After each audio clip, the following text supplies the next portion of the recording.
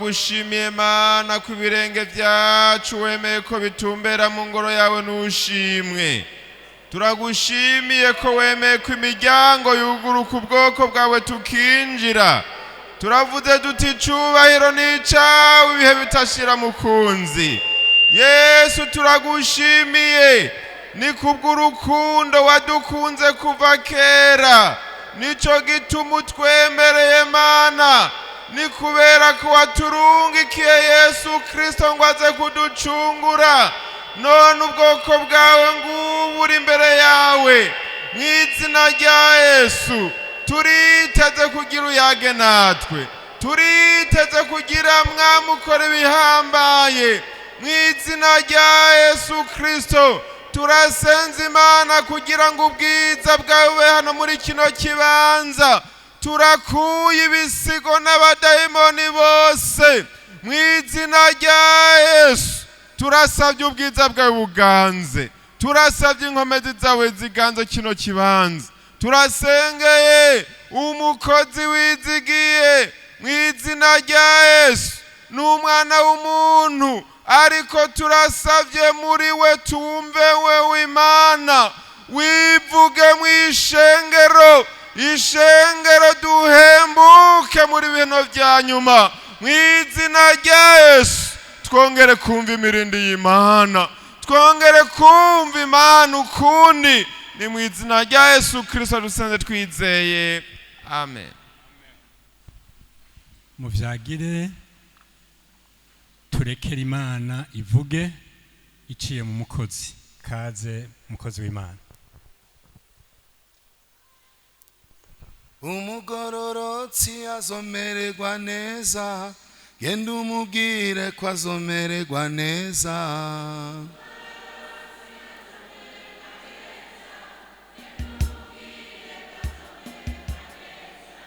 Umugororotsi azomererwa neza, genda umubwire ko azomererwa neza.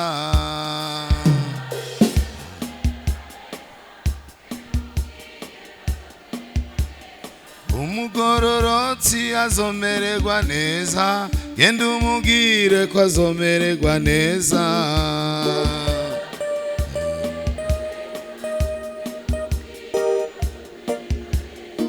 Umugororotsi azomererwa neza, genda umubwire ko azomererwa neza.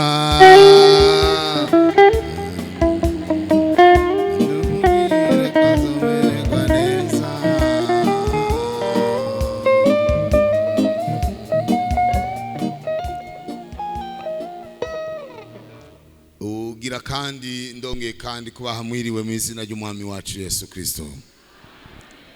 Numunezero ukomeye muri indwi Imana yaduhaye hano mu ishengero ryo mu Kamenge, kandi natwege dushishikara kunezerwa kongera kandi kubana n'abacu, kuba iwacu. Nta kintu kiryoshe nko gusubira imuhira. None rero tumaze iminsi ko turasangira amajambo y'Imana, kandi hano no mu gitondo twariko turavugana n'abajejwe abafise ibikorwa bakora mu ishengero. Rero ko dufise ibikorwa byinshi kandi akaba ari indwi iri kiraja ku musozo, nitwagomba kuvuga byinshi. Dusoma ijambo ry'Imana n'ubugira kandi hariya muri ya Zaburi ya mbere, niyo tumaze iminsi turiko turasoma. Twongere kandi tuyisome kugira ngo tuyinoganze neza, kandi ku munsi mpemu yera abafise ico abwira ishengero. Dusome rero y'Izaburi ya mbere. Harahiriwe umuntu ataja ku mohe y'abanyakibi, adahagarara mu nzira y'abanyavyaha, aticarana n'abacokoranyi.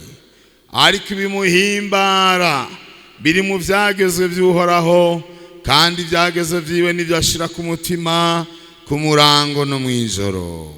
Azoba nk'igiti gitewe hafi y'imigezi y'amazi, kigaheza kikama igihe caco, ibibabi vyaco ntivyuma. Ico azokora cose kizomugendera neza, canke kizomuberako. Ababi siko bamera, ariko baba nk'umuguruka utwagwa n'umuyaga. Nico gituma ababi batazoshobora guhagarara ku munsi w'imanza canke w'amateka, canke abanyabyaha mu ikoraniro ry'abagororotsi. Kuko Uhoraho azi inzira y'abagororotsi, ariko inzira y'abanyabyaha ijana hehe? Mu mahonero. N'aya majambo twatanguye tuvugana ku munsi wa mbere, n'ubu tukiriko turavugana kuri uyu muntu w'umuhigwe. Twarabonye yuko mu isi iyo umuntu afise ibintu byagenze neza, ura amashuri, kuvyara abana bagatera imbere, amatongo manini, amazu meza, imiduga myiza, eka mu buzima bwa misi yose iyo hari ibintu byagiye biragenda neza, bavuga ngo nakawe arahiriwe, nakawe n'umuhigwe, yuko ivyo byagenze uku byagenze uku. Ariko twararabiye hamwe turabona yuko ivyo byose bishobora guhura n'isanganya. Ari amagara meza agahinduka umuntu, akagwara akamugara. Ari ubutunzi bushobora guhura n'ibihe bibi bugahona. Birashoboka ivyo. Amazu ashobora gufatwa na banki uko yarayiheraniye, ubuzima bugahinduka. Mugabo twarabonye umuhigwe ngaha Bibiliya ivuga, n'uyu muntu agendera mu bigororotsi, n'uyu muntu agendera mu mabwirizwa y'Imana, n'uyu muntu ico Imana yihanikije atagikora, ico Imana yabwirije canke yategetse akagishira mu ngiro. Mu majambo makeyi, n'umuntu agendera mu vyagezwe n'Imana. Kandi twarabonye yuko abantu bashira umutima ku butunzi, na Bibiliya avuga ngo aho ubutunzi bw'umuntu buri niho n'umutima wiwe wamuri. Twaratanze akaroro ngaho tuti mbega ikintu umuntu yibuka cyane ashira ku mutima n'ikihe? Bamwe baravuga na Bibiliya, abandi baravuga ngo irasiyo, iyo rasiyo nayo iva ku mahera. Ego amahera arahambaye buryo umuntu arashobora kwibagira umwana wiwe cyangwa umushinga ntaye wiwe, ntiyibuke no kumutelefona ngo amubaze n'ingene amerewe. Mugabo ahantu hari inoti yiwe aguma hakora umwanya wari wose. Inoti irahambaye. Aha n'ubu umuntu wo kwandikira message bati duhurire ngaho ku isoko mu Kamenge, ndaguha 50. Nta by'amakuru ngo ntiturasohoka, ubu nyene wobona ayomboka agaca agenda. Aha rero kandi hari imicigwa gikomeye, mbega burya twubaha Imana canke twubaha amahera? Amahera ni hatari.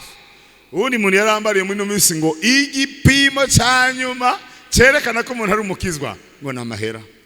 Tukazobona umuntu abaye umwizigwa ku mahera, ntakatikona ku mahera, ntahindura imvugo ku mahera, ati uyo muntu azoba yashitse ku musaraba. Imana idutabare cyane. Twarabonye rero uyo muhigwe yuko ikintu ashira ku mutima ku murango nijoro, arimbura ivyagezwe n'Imana ngo ntiyagire icyo atsitarako. Ivyo navyo ngo ico bikora rero bimuzanira inkomezi zidasanzwe. Uyo muntu w'umuhigwe ari we mugororotsi twabonye, uyo rero ngo acamera nk'igiti gitewe hafi y'imigezi y'amazi, kigashorera imizi yaco mu mazi, kigaca gitotahara, kigahama mu gihe caco, kandi ngo usanga gikomeye naho umuyaga woza ntaco woshobora kugikora kuko kirashimangiye. Umugororotsi afise imizi miremire. Byanse ko muvuga amen? Ntavyo mwumva. Umugororotsi afise imizi miremire. Ntavyo mwumva. Umviriza, jambo ry'Imana rivuga ngo wa mwansi naho wonyitamba hejuru, umenye yuko naho nogwa nzovyuka. Haleluya. Umugororotsi rero naho uzobona umenga arahondobereye, ntuze wikina amatavu, ntuze wivuga amazina, oya ntaharaje. Naho ubona umenga arahengamye, hari umwanditsi yandikiye Abaheburayo yavuze ngo dusugerezwa impande zose ariko nidushika mu mbombani.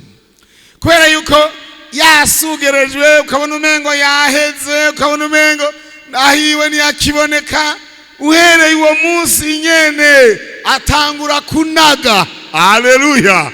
ukabona aratutuje. Haracari ivyiringiro nico kirongera kigashamika kikera imbuto humura. Haracari ivyiringiro. Ivyo muravyemera none? Naho igiti cyo kuma umugororotsi nawe ubona umenga arakabiranye, nawe ubona umenga hiwe ntiyakiboneka, ivyizigiro biriho ko azokongera gututuza. Ro, haleluya, amina. Abantu bavuze ati ujya ko yari yagiye yagarutse gute none? Kumenga uriya kara kaheze amerudi tena vipi sasa? Watu wanachanganyikiwa. Niko imani imeze. Umugororotsi ntuzi umusunuza hagati. Urera imizi yiwe ishika kure. Haleluya.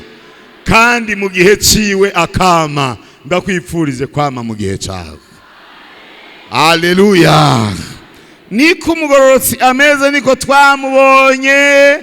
Twabonye umugororotsi ari umuntu adasanzwe. Haleluya. Ivyo twarabibonye. Hanyuma rero ku munsi w'ejo twarabonye ingene uyo mugororotsi rero Imana yaciye inzira, ishiraho inzira zibiri. Nta nzira igira gatatu ibaho. Kimwe uri umugororotsi, atari ico uri umunyakibi. Ni inzira zibiri. Naho upfundikanya, naho abantu bo gusiga, naho abantu bo kuvuga bakagushira hejuru, umenye yuko inzira ari zibiri gusa. Imana rero twarabonye yuko idashobora kwihanganira umunyakibi. Umunyakibi naho yoramba imyaka myinshi, uburuhira azohanwa. Umunyakibi naho yoba agakomeye, uburuhira azocishwa bugufi, kuko ngo Imana yacu si ntambira kibi. Ngo siki narabonye abantu batambira ikibi mu myaka twagiye tubaho ngaha mu magume. Mwarabibonye umuntu yarashobora kuba ari umuntu w'inkozi y'ikibi, kuko turi mu gihe abanyakibi badugije ihembe. Umuntu agirira nabi abantu bose bamubona ngo jambo mukuwa, kubera yuko yirenza abantu n'ibintu. Aje nibaguhe kamwe, nibakugirire neza. Abantu bose rero bakabona ko uwo muntu arakomeye, bakamugira ikigirwamana, batuye n'umugabo kabisa arashoboye. Ari ububi yigiza agakura mu bubi. Ariko Imana yacu ugenda yikunda ukuntu imeze. Burya mu gukora Imana nta gwamo itera. Twebwe nizo dufise ingorane, turatababiza ugwamo rwinshi, tukavuza amadebe, tukavuza ugwamo. Imana yose iko imeze. Ije guhindura ibintu igira gutya gusa, iraturuna page. Haleluya. Wa muntu yaragakura mu kibi, abantu bose bamukubitira isarudi, ikifanya tu hivi bose baca bamuzinuka. Uwo mugesera nafatwe. Niko Imana imeze. Kandi twarabonye yuko mu bintu bituma Imana yitwa iyera, nuko kuntu muri kamere yayo idashobora gusasira indavi kibi, idashobora kurabagiza umunyakibi yakoze ikibi. Mugabo twebwe abana b'abantu, uyo ni uwo kwa senge, uwo ni uwo kwa mama wacu, uyo tuva mu ntara imwe, uyo twize hamwe, naho yakoze ibikameme oya nibisanzwe, bagaca babigira ibintu bitoyi. Uko niko abantu tumeze. lakini Mungu yeye ni tofauti na wanadamu. Yesu ashimwe. Ikibi Imana narasomye hano mu gitabo cy'uwitwa Nahumu, yavuze ngo kuba yigirira nabi ngo ntibita kugwangara, ibasubiriza mu nkoko bidatevye. Niko rero twabonye rero Imana yaciye rero inzira zibiri, umugororotsi inzira yibandanya mu bugingo budashira, umugororotsi azoba ibihe bidashira, ariko umunyakibi inzira yiwe ijana mu mahonero, azohona ntawe uzongera kumubona, ahiwe ntiyazokongera kuboneka ukundi, ariko umugororotsi azokwama yemye. Tuvuge tuti amen. Ndakwipfurije kuba mu bagororotsi.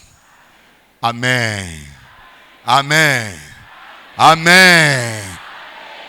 Hariya mu byahishe Yohana avuga ngo unesha nzomugira inkingi yo mu rusengero rwanje, ngo ntazosohoka ukundi. Imana ishime cyane.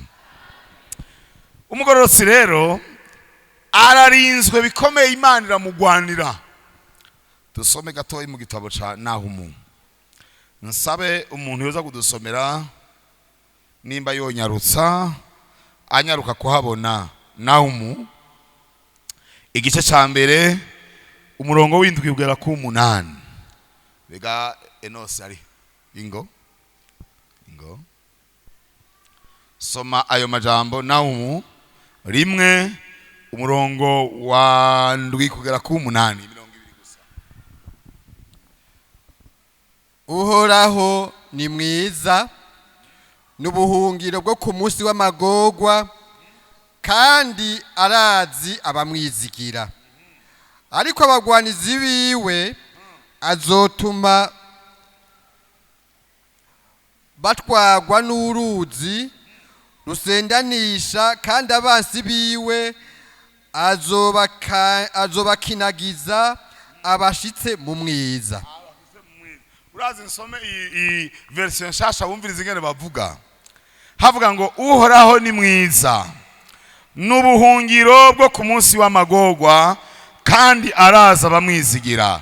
Ariko abamugwanya azotuma batwagwa n'uruzi rusendanisha, kandi abansi biwe azobakinagiza abashitse mu mwijima. Imana yacu nihabwe icyubahiro cyane. Mumenye yuko Uhoraho agororoka n'umugororotsi. Amen. Natwe tuba abagororotsi iyo twubahirije amabwirizwa yiwe. Umviriza rero, wowe ubwiwe ni mwiza Uhoraho, ariko abamwanka bose, abamugwanya bose, abagwanizi biwe bose, harahani nasomye ngo guma mu gihugu kuko uwuguhiga ari wampiga. Bongo kweli. Imana rero ni kwimeze. Umugororotsi rero nimba yishimikije Uhoraho, amenye yuko naho abantu igihugu cohaguruka, abansi bakiyongeranya, Uhoraho ngo azobakinagiza. Iri jambo ryo gukinagiza kumbure ngambo giswahi mu gisagara nitwori sobanurwa kigwa neza. Gukinagiza iyo bavuze gukinagizwa nukwirukana umuntu ukamwiruka ko yiruka. Muriko muravyumva? Aturubuku, atankomezi, adashobora kwigwanirira, ukamuyobora mwirukana atagira ahantu ugukatira, gushika ashitse ahantu aza gutsindwa, aza gukubitirwa, aza gutiturirwa. Azobakinagiza. Aba bantu bose bagwanya umugororotsi azobakinagiza. Haleluya. Ngo abashikane hehe? Mu mwijima. Mbega umwijima usigura iki ngaha muri Bibiliya? Batwigisha amarangi ku ishuri kera, sinzi kubaka ivyigisho, urabona ko ivyigwa byarabaye byinshi. Bwa twe tuciga ishuri, abantu batwigisha dessin artistique, gucapa. Ndabona umwigisha yatubwira ngo amarangi yose ava ku irangi ku maranga abiri, igera n'iryirabura. Igera bavuga ngo ni présence de toutes les couleurs, niko badefinisa couleur blanchâtre. Bakaca bavuga bati rero la couleur noire c'est l'absence de toutes les couleurs. Nukuvuga ngo irangi ryirabura nukuvuga ngo ryerekana ko atarangi na rimwe rindi rihari. Iyo rero ngaho umwanditsi wo muri Zaburi avuze ngo azobakinagiza abashitse mu mwijima, nukuvuga ngo azobatsinda, hanyuma abageza ahantu batakivayo, ahantu hatagira ibyizigiro. Imana idutabara. Ndakwipfurije kuba mu bagororotsi, kandi umugororotsi ararinzwe. Aleluya. Umugororotsi umugwanya azokabona. Ngoma rero tuvugane uno munsi ku masezerano. Ndiko ndasoma Bibiliya, nabonye amasezerano menshi. Bibiliya yuzuyemo amasezerano menshi ku muntu yitwa umugororotsi. Uyu muntu agendera mu vyagezwe n'Imana. Uyu muntu yacuditse n'Imana. Uyu muntu yabaye umugenzi w'Imana. Mu minsi yeze dago turasenga, uwundi muntu ariko arasenga ngo ariko Yesu, ngo urazi ko wambwiye yuko uri inshuti yanje, uri umugenzi wanje, uri umukunzi wanje, kandi kutazomara amaza. Ngo ibi bintu byose naho bisuriranya je nditeze gutabagwa tu. Haleluya. Ati mpagaze ku ijambo ry'uko wambwiye yuko ndi umukunzi wawe, kandi kutazomara amazi. None rero ibiriko birasuriranya reka bibe, mugabo jewe ndazi ko niteze ugutabagwa. Haleluya. Imana ishimwe. Kandi ayo masengesho ya Imana yaciyishura, iramwishura uwo muntu uba ari mu bihe byiza. Yesu nashime cyane kuko yacuditse n'Imana. Rero uza wirinde ku muntu acuditse n'Imana, kuko n'ucuditse n'umuntu akomeye, iyo ugiye kumwataka urashobora gukomereka. Bongo kweli. Umugororotsi nawe hajya afise security dasanzwe. Umuntu yishimikije data wa twese, aganza byose, ashobora byose, azi byose. Oh, duhamasha Imana yacu. Haleluya. Umugororotsi arakomeye. Yesu ashimwe. Ariko mwarumvise ko munyakibi ata position afise, ngo ameze nk'umuyaga, ameze nk'ibinkumbi ibikumbi by'ibitwagwa n'iki n'umuyaga. Umugororotsi rero afise amasezerano. Amasezerano yaje n'ikintu gikomeye cyane. Amasezerano arakomeza umuntu. Yesu ashimwe. Amasezerano atuma umuntu ahagarara neza. Yesu ashimwe. Amasezerano y'Imana atera ivyizigiro abayikunda. Amasezerano y'Imana atera ivyizigiro abayikunda. Amasezerano y'Imana atera ivyizigiro abayikunda. Amasezerano y'Imana atera ivyizigiro abayikunda. Haleluya. Nyene iyo ufise amasezerano urumva yuko uri sekirize. Ngoba rero mvuge bike, ndiko ndasoma Bibiliya nasanze hari amasezerano menshi avuga ku mugororotsi. Ijya mbere, umugororotsi azohabwa umugisha. Azogira gute? Bangahe bakunda umugisha turabe? Murawushaka? Bangahe bashaka umugisha turabe? Yo, bibabe ko mu izina rya Yesu. Amen. Yo, naje ndagomba umugisha. Umugisha ni mwiza kabisa. Bongo kweli. Mbega igihushanye cy'umugisha ni giki? Soma Zaburi ya 5 ku murongo wa 12. Kandi munyarutse, erega ngomba guheza. Umugororotsi afise amasezerano menshi. Mbega mwarimu Enos ari hehe? Yashaje bagabo. Ndukinyaruka Enos washaje. 5:12 hariyo amajambo ngaho avuga ku mugororotsi, hari isezerano rikomeye ngaho. kuko uzoha umugororotsi umugisha, uhoraho azomukikiza imbabazi nk'inkinzo. Imana iguhezagire cyane. Umugororotsi Imana izomuha iki? Umugisha. Haleluya. Abagendeye mu byagezwe n'Imana bagacudika n'Imana n'abanyamugisha. Haleluya. Ntimwumvise ngo icyo azokora ko cyose kizogira gute? Yosefu kwa Potifari ngo byagenze gute? Ngo Imana ngo imuha kugira ikiganza ciza, imuha kugira umugisha. Haleluya.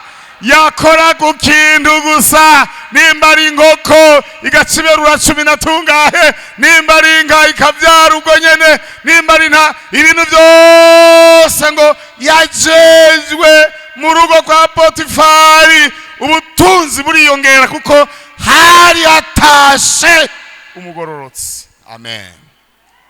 Roki talabarashayi. Umugororotsi. Murambona abantu bagaraguza agati umuntu w'Imana, ngo ujya nawe naho yasengeye ngo mbona atakivamo, none wewe uzi ko kizovamo ryari? None se yerega arafise umugisha naho ubona umengo ntafise ibihinda. Bongo kwera. Harabuza abantu imeza yabo usanga itondetse ko amasorori 10 nangahe, mugabo batagira amahoro. Bongo kwera. Naragendeye umuntu muri iminsi heze w'umutunzi, hanyuma rero barategura meza, hanyuma rero ngo karibu, ngo karibu, ngo karibu. Jewe nkihereza ngo koko wihaye bikeye, ndoya nawe ndaza kwiyongera. Ngize gucyuku ngo ni mundondere ka karobe, ngo mundondere n'utudagara twa bucucu. Inkoko ziratonze ngaho, amakapitene aratonze, hajya wewe uri kurondera ubuswage gantuzi. Basha abantu bize nutrition, ubuswage hajya muri icyo bita valeur nutritive, no kuvuga ngo mu Kirundi ndabyite gute, ibyo kimaze umuntu yokura muri icyo kiribwa, ingaburo ikimaze. Umuzungu niwe ngo yabonye ubuswage, sinzi umuntu umunyafrika yarajanye ubuswage yaza kuri aeroport, bakibonye wico kintu uri giki, baca bavuga ati ico kintu uri giki, avuga ngo uyu ni umutsima ntwaye, ati umutsima. Baca bagitora, bagaca bakata igipande, bagaca bajana muri laboratoire bagiye gupima ngo barabe ivyo bintu yaza atwaye. Bati iki kintu nico kwinjira mu gihugu cacu, iki kintu ubuswage. Wewe uvise ibihinda kandi ukagabura imeza ukuzuza, ugatuza kurya ubuswage n'utudagara twa bucucu n'ibitunguru. None ngaho jewe sinofuma mbura ibihinda, mugabo nkaza ndaseka ico mbonye cyose nkagiseka. Bongo kweli. Wose umugisha kujya byose none se. Haleluya.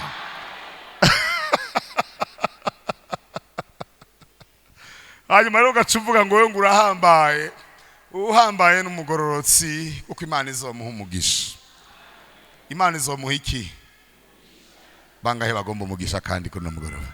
Ijuru ribibone yuko umugisha ubabe kuvuye kuhoraho, kandi ngo umugisha uhora uratungisha. Siko none bibabe ko mu izina rya Yesu, bibabe ko mu ngo zanyu, bibe ku rubyaro rwanyu, bibe mu gihugu cyacu, bibe mu ishengero ryo mu Kamenge. Uhoraho aduha umugisha, uhoraho aduha umugisha. Harahani nasone ngo azoduha umugisha uvuye i Siyoni. Amen. Sinobiheze. Hari ayandi masezerano nabonye mwari mwe no sinanyaruke. Zaburi ya 34 ku murongo w'9. imana yasezaniye yuko izokiza umugororotsi amarushwa angahe?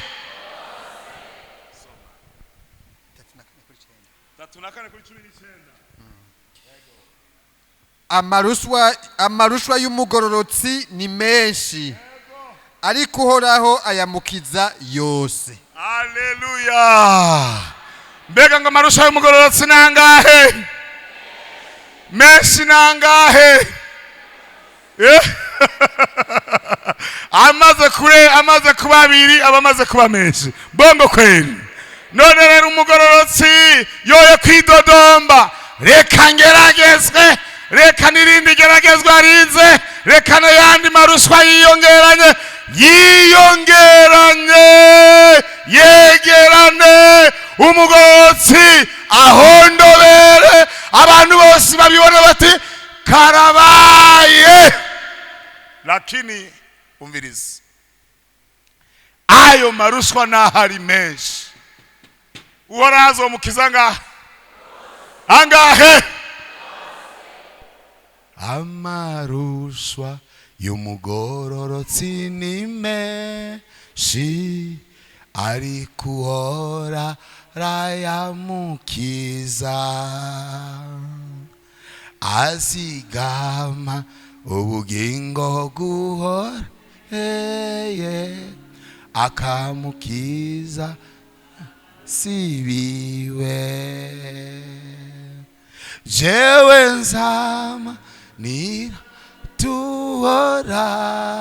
tuhoraho, jewe nzama tirizi ya jeje zama nizigira uhoraho, kuko yankunze ntabikwiye. Murakoze cyane. Igeragezwa rimwe uri kurakoma induru, irigira kabiri imana ntinzi, irigira gatatu imana yarampevye, irigira kane narabaye ruhebwa. Imana ikubabarire. Bazomenya gute yuko ucuritse n'Imana utaraja ku karubanda? Reka rimwe rize, reka nirindi rize, reka ntuze abimenye, reka n'abariya babivuge, reka vyandikwe no ku rubuga. Umunsi warahagurutse aje gutabara umugororotsi arakura. Amen, amen, amen. Nico gituma Imana yakuretse ukageragezwa, kandi abantu bakurindiriye yuko uzohondobera ugahera. Amarushwa y'umugororotsi nangahe? Ora akamukiza angahe? Gorora ibiganza. Uhoraho abakize amarushwa yose. Uhoraho nakubure amageragezwa yose yakuruhije umutima. Uravyemera ko ari byo? Gira gutya no mwijuru ifoto bayibone bafotore. Imana iguhezagire cyane. Wewe igumire gusa mu kibanza cyawe cy'ubugororotsi gusa. Narabonye irindi sezerano, Zaburi 37 ku murongo wa 25. Ingo mwana, uno musi naga sport ugira ngo urabe ko nawe ugira amaga sport. 37 ku murongo wa 25. Imana ntizoheba umugororotsi. Uhereye nkiri muto, none ndashaje, ariko sinigeze kubona umugororotsi yahebwe canke uruvyaro rwiwe rusegerereza ivyo kurya. Uhereye ngo akiri gute? Ryari? Shaka uharure nawe imyaka yawe naho yo bari mikeyi. Nguhereye kuva nkiri muto, none ubu ndashaje, sinigeze kubona umugororotsi yagize gute?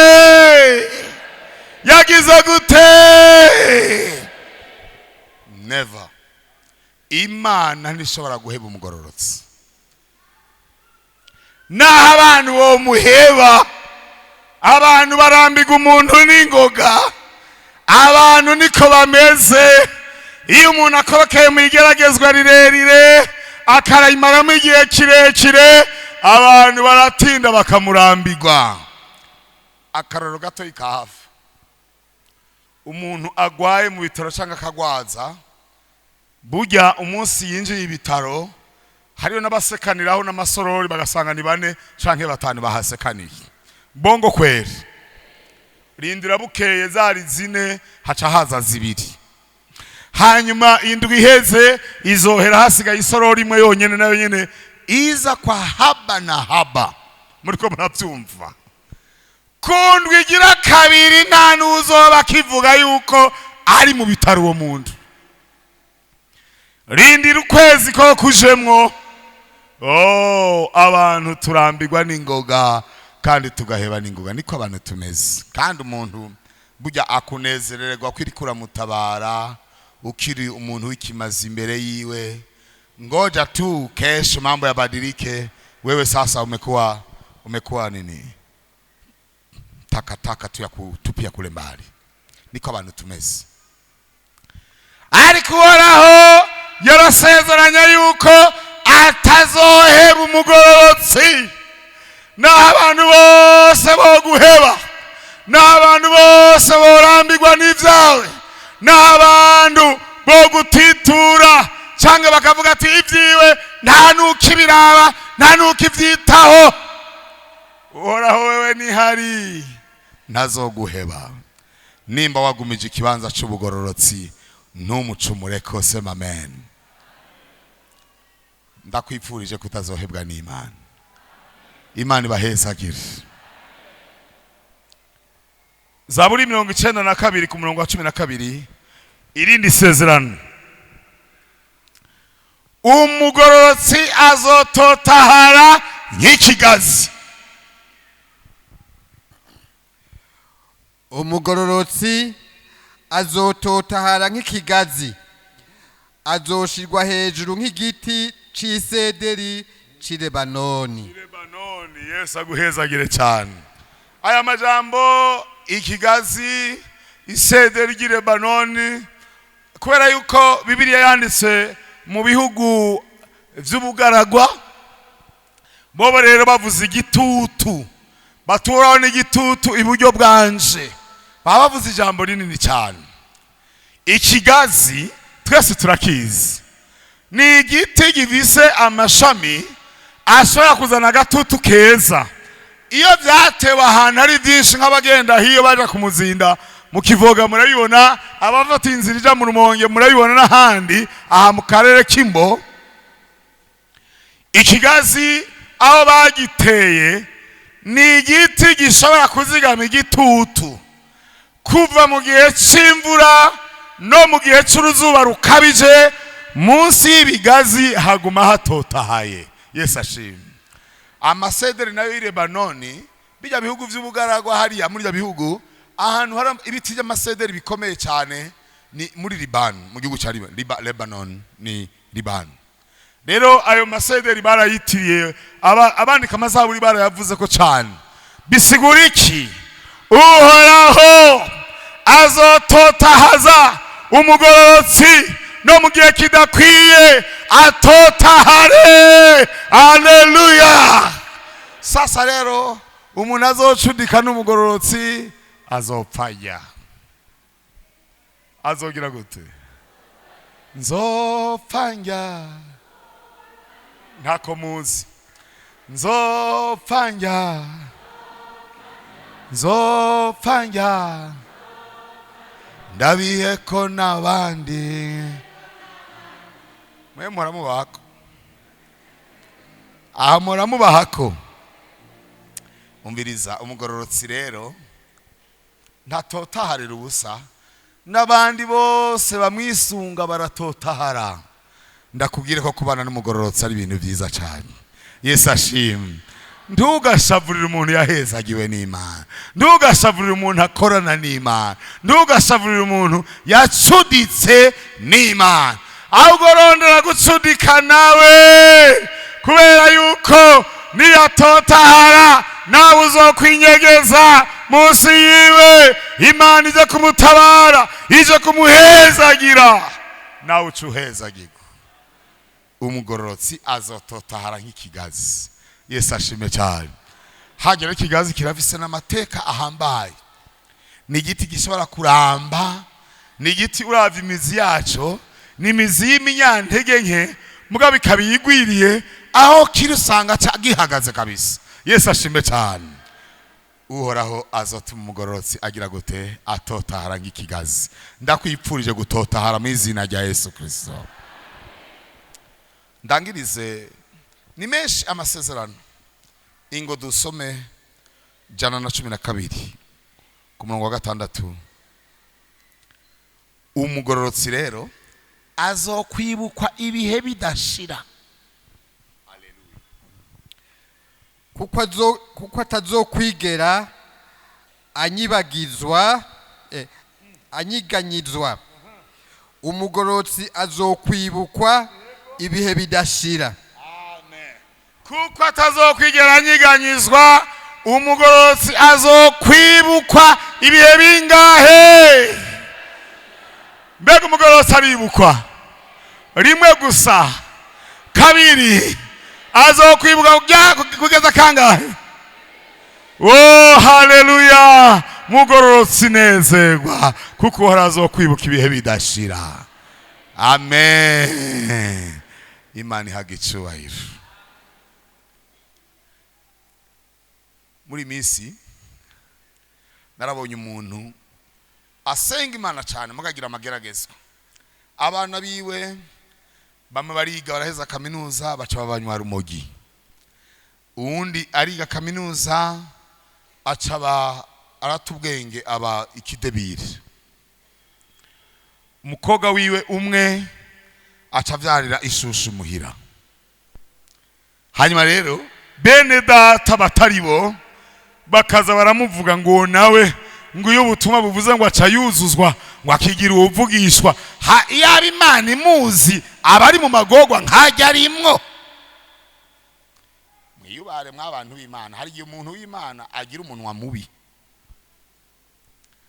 Uyo mugore akaza agasenga mu rusengero agakorera amosozi, undi munsi akaza kandaba ati jewe numva ndemerewe simoni igituma mbaye kuri nosi.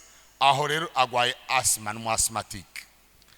Ipompo kugira ngo ayironke yuko ipompa ijya vantole ni kwa haba na haba kabisa. Mugabo kaba umuntu apfukama mu gitondo akaza mu rusengero muri burakeye, ayandi masaha avuye imuhira nka saa 4 saa 5 kazona ngo waraje mu rusengero agapfukama akongera agataha ku mugoroba akagaruka. Ati mukozi w'Imana, cewe rero ngomba unsengere. Jewe abantu bavuga ngo Imana yaranyibagiye ngo yabinyibuka ngo iba yarangoreye ibitangaza ngo abana banje bagatera imbere ngo nkambara gahuzu nk'abandi. Abantu batinda bagahaya ivyatsi umuriro watse biba bihiye byose. Impuzu n'ikindi wakwiratira. Mbe muri magara umuntu afise impuzu yotanga ko hypothèque muri bank. Nta muntu afise impuzu zimvye ngaha ku buryo agiye muri banke yoyitanga bakamuha amahera. Twishimiye ubusa. Akambara ati numva, ariko arambarira ati icompa nkaronka akabaze nanje nkambara akabaze nk'abandi. Baze gusa. Atego Mana uri mwijuru, uyu muvyeyi uramuha akabaze yambara kandi umuhe akabaze gasa neza Mana. Hanyuma rero tukaza turasenga gutyo ko undi munsi iraca arambarira ati umuhungu wanje wa undi yize kaminuza yakoze ikibazo ahantu yaciye agitsinda kandi baciye bamugira umushefu. Nuno munsi yatashe ni imodoka za zindi ziriko ibiyo bitabona.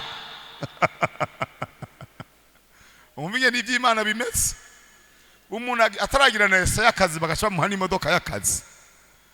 Hanyuma rero akoze nk'indwi avuga ati basha je ndasavye jewe narahantu habi mu nkundire naho ntarakora igihe kinini, ariko murabona ko ndiko ndabakorera neza. Mumanze mu ntabare mu makadeni imuhira turi mu bukende bw'agaheza mbuto. ati vuga amahera tugu yoba yatse nk'imiliyoni 3 mengo canke zirenga gatoyi baca barazimuha ikintu yakoze kuko yama yumva nyina wiwe ariko arasenga ngo mana aha nanje ntiwonyambika nk'abandi acaca mu isoko acagura baze zingana n'indwi yose muravyumva amugura n'ibirato n'isakoshi hanyuma rero acaza akamuha amafaranga ati mama Imana yisuye genda ubaririze uwo mama rero aje gusenga agacaza hajya bariko baraza kuturamutsa hano nabonye mwe mudakunda kuramutsa abakozi b'Imana kandi mwabivuze nga abakozi b'Imana babitwariye muri ya seminaire ati nibaze baraturamutsa muze muraramutsa abakozi b'Imana mwege amavuta ababeko uwo mama agacaza aje bariko baraza ku murongo baje kuturamutsa akamanza agahagarara ngo pasito ngo mbega wambonye kabaraba tinone namaki wewe ngo hana nakimubona none akenge kagaruka waronsi baze ngo waruzi ngo kubera Yesu agacanyegera kangumbira tukaramukanya ati kandi ngaha iyi ndwi yose uzombona ngumanza nagiye mpindura ati kubera Yesu. Haleluya, Imana ishimwe. Umviriza umugororotsi azokwibukwa ibihe bingana gute byose. Bangahe bipfuza kwibukwa n'Imana? Oh, Imana ibibakorere. Ibibuke ku munsi w'amagorwa, ibibuke ku munsi muyisenze, ibibutse ku munsi muvise amageragezwa. Oh, yumva gusenga kwanyu, ibibuke ibihe byose. Ikindi kintu nabonye ngoma ndangirize ko umugororotsi ntazosegenyeshwa. Imigani 10 ku murongo wa 30 bavuga ngo umugororotsi ntazosegenyeshwa. Nukuvuga iki? Aho Imana yasize umugororotsi naho hoze igihuta kigasunika n'inkomezi, kuko ashinze imizi muri Yesu, ntazosegenyeshwa. Sema amen. Nahabona umuntu aca mu bupfuvyi, yari umuntu babona ko mbega atazobamo, ejo akaba umuntu w'ikimazi. Aho umuntu yari umupfakazi, uwo mupfakazi n'ubu yamya telefone ati naho wagiye Imana yawe twarasigaranye. Haleluya. Ari mu bihe byiza. Wa mukoga wiwe nawe yatwarinda yishushu, nawe yararonsa akazi Dubai. Oh, aturera ubu irasiyo barampangira ndiko ndarya nk'umwana mutoyi, nk'umwana mutoyi. Amen. Yaramenyereye kurya ubwanyange n'ibiharage bya Kirundo, ubu arapasa komande ati uno munsi ngiki. Sema amen. Ariko uri umunyakibi udacuditse n'Imana, ayo masezerano ntiyo kubako. Tunamika amaso yacu. Ninde twosengera wowe utacuditse n'Imana muri ino minsi? Aya masezerano agomba ko gushikako. Manzo kureho bya bindi byose byakugize umunyakibi imbere y'Imana. Iyi nindwi y'ukwezwa, iyi nindwi y'ikanisa, amasezerano y'Imana gushikako mugororotsi. Ayo masezerano na yawe. Haleluya. Ni hakingi bakozi Imana, haguruka nagicugi, reka kuri zo ntebe zanyu haguruka. Yesu amwenyuye kireyoka, ntabwo baburiho canke umubabaro, bimagwanu ko tumizeye, mwizigire umumvire cyane niho muronkamo akaneza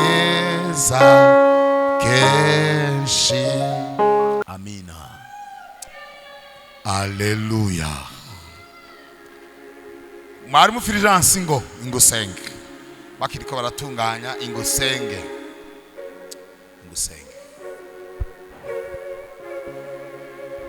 Mwami Yesu, wewe uri rukundo ugira neza. Bano bantu baje kuri wewe kugira ngo ubagirire neza, ubagirire imbabazi. Barabye basanga ya masezerano ntibo yaronka mwami. Haleluya. Batabanje guca mu maraso, batabanje kwitunganya, baje ku mwami bakunda, baje kumukiza atanga imbabazi, baje kumukiza atawahinda, ariko aguma hamagara tinimuze mwese abananiwe, abaremerewe, abageze kure, bose arabahamagara ngo baze mu maraso kugira boge, kugira aya masezerano bayaronke. Ngwino mwami ubese iyi soko y'amazi wavuye Golgota kugira babone inyota y'ibyaha. Aya maraso wavuye abeze kugira ngo beraderere bashishikare guhabwa amasezerano y'abagororotsi, bumva bashitse mu Mana, bumva bahagaze neza, barateye ikibi umugongo kubw'ayo masezerano,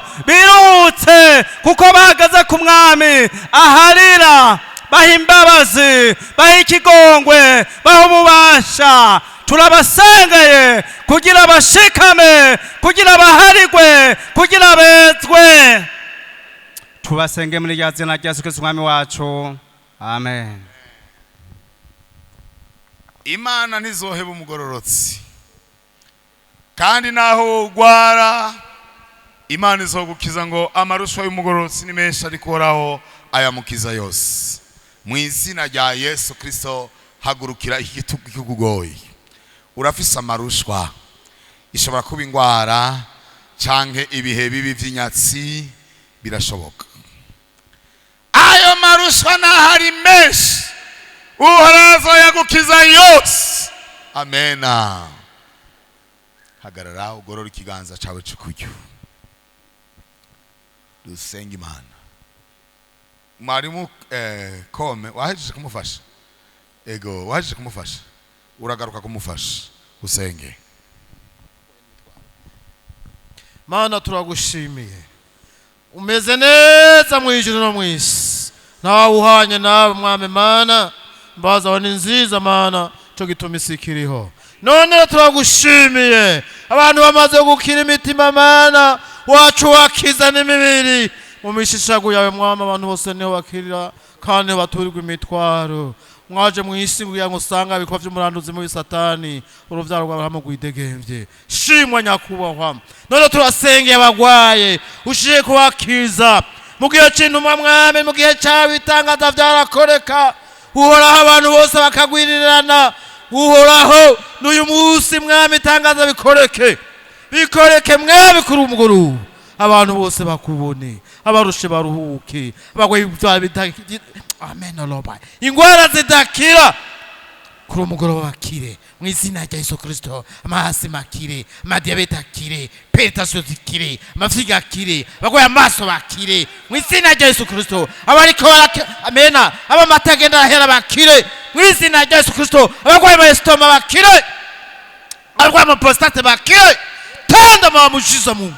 Amena. Abantu bose bakubone nyakubahwa, ntawe uhwanye nawe mukunzi mwiza mu izina rya Yesu Kristo. Abandi barusha n'amadeni maremare, barozi yo bakwirwa niyo baja, ariko mwami Yesu Kristo wavuze ngo nimuzane imitwaro yayo ndabaruhura mu izina rya Yesu Kristo. Abandi bafise amafaranga y'amabanki Mana Yesu Kristo, ariko abagorotse baratakambye, urishura bishura amadeni maremare. Mwateye ubwoba, barabadasinzira batakambira Imana. Ubereye gusengwa Yesu Kristo. Abahungu n'abakobwa bakubone mu izina rya Yesu Kristo. Ubagwize kwimbabaza Imana, muri wese akone kuri umugoroba mukamenga ku musozi w'Imana. Ijuru ryururuke, gentre venere tabara abantu buhora Imana.